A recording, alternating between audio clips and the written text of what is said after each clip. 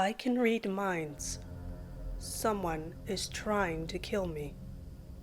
A story written by N.M. Writes. A link to the original Reddit post will be available in the description down below. I can read minds. In fact, right now you're thinking, you can't really read minds. Just kidding. It doesn't work like that. From the time I was a kid, I realized I was different. I could tell what people were thinking. And while you might think that would be cool, it's actually confusing. And people think you're scary. I learned pretty quickly not to talk about it. It took longer to figure out how to use it. People are thinking all of the time. If I'm within about 50 feet of them, I can hear their thoughts in my head. It was awful to get used to. My mom was the only person who knew the truth.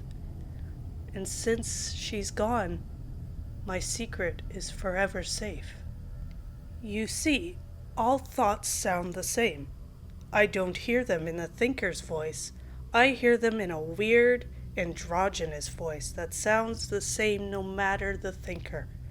So without some clues, I'm stuck wondering who the thought is coming from.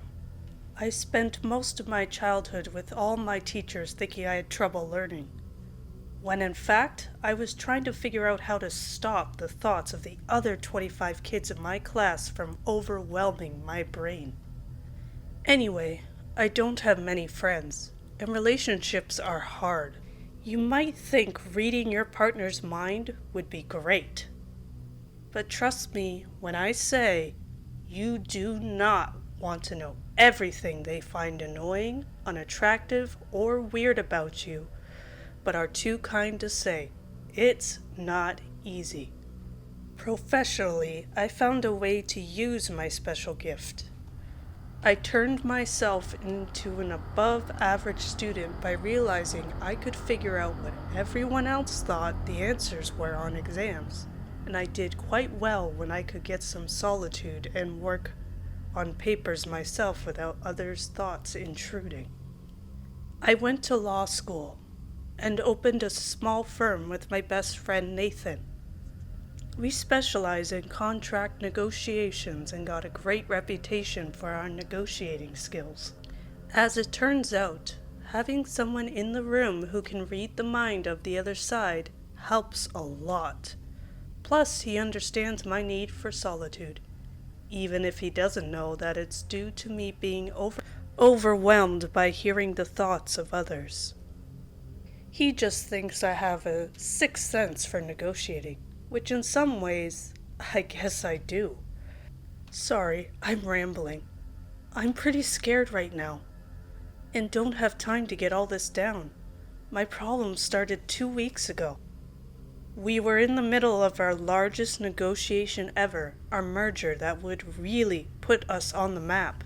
However, the other side has only met us in person a handful of times, so I've been of limited use and it's been stressing me out. We are getting ready for a few big sessions, and I know I need to deliver. Not surprisingly, I've been having nightmares almost every night.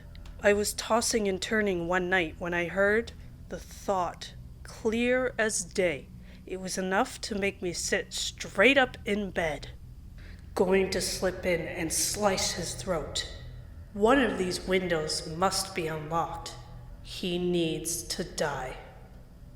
It was the voice. That means I'm hearing someone's thought. I ran to the window and looked out, but saw no one in the dark. I live alone in a remote area, kind of a necessity with my condition, and shouldn't be able to hear anyone unless they're near my house. I shook it off as probably a nightmare and still not being totally awake. The next night, it happened again.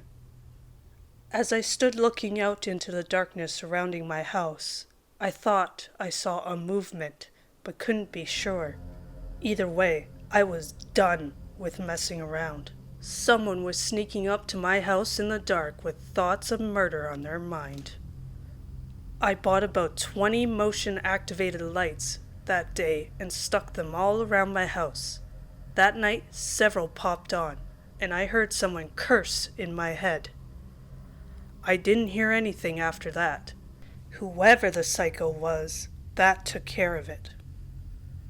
I still added an alarm system, state of the art, and started coming into work earlier and staying later, which was easy, as I was not feeling ready for the negotiation we had coming up.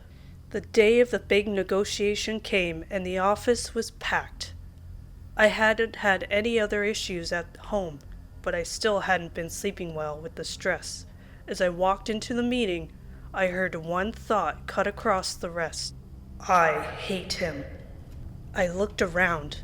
It could have been any one of the 50 people in our office. Thinking about anyone, I brushed it off and went into the meeting. Negotiations were brutal. Tons of minutiae, not enough of bigger picture stuff. We went for 10 hours with only a few breaks. We cleared out to let people run to the bathroom when I finally got it. One of the partners on the other side was going through notes, and I found myself in the room alone with him. He was concerned about the total amount we were going to push for, and thought about how high they were willing to go before walking away. It was a full 15% more than we thought we would be able to get.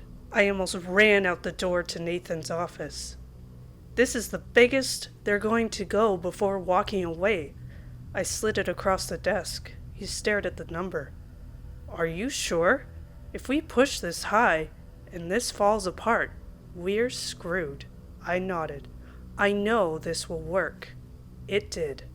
That night, the whole office celebrated together.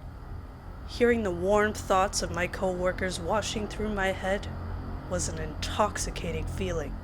I decided to duck out on a high note and head home. I walked into the parking lot and headed to my car. That's when I heard it, clear as day in my head. Finally, a chance to kill him.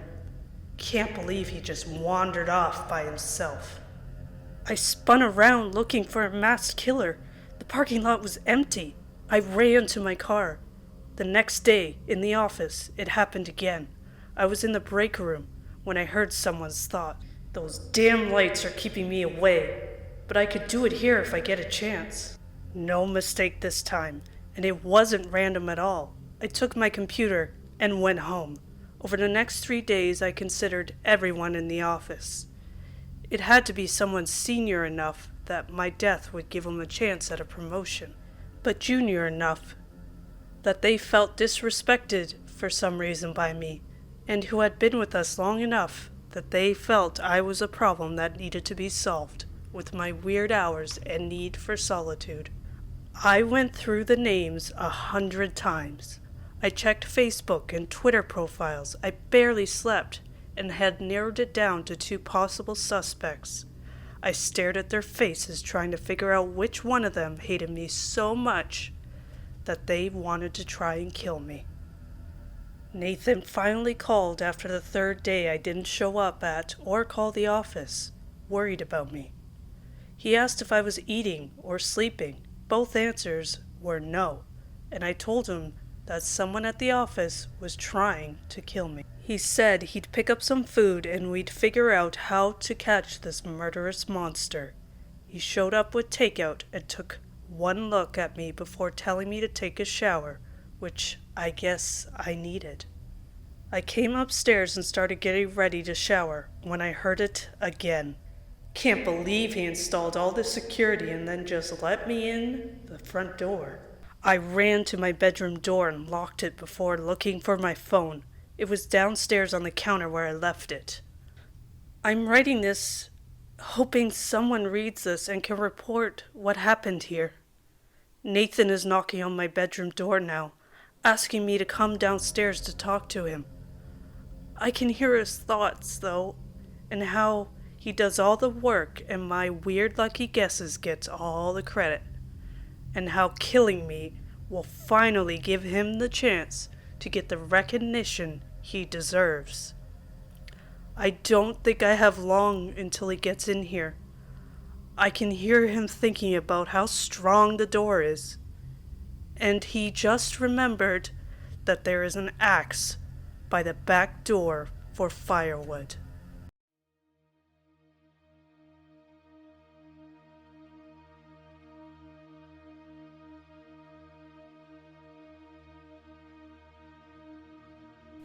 Hey guys, thanks for tuning in to my 50 subscriber bonus video. I just wanted to say thank you all for all the support you have given me in the very first month I have done this. I'm still new and I'm still learning things all the time. And I seriously really want to thank the horror community for all their support and their advice, and I appreciate it so much.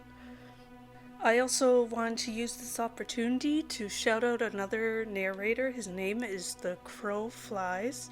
I was able to voice a few lines for his most recent video of his awesome series, The Manamont Chronicles, which I think to me is the best series right now that you guys need to listen to. So please, I have linked his channel in the description down below. Go down, support him, give him all the support you guys have. Thank you so much, and I'll see you all on Monday.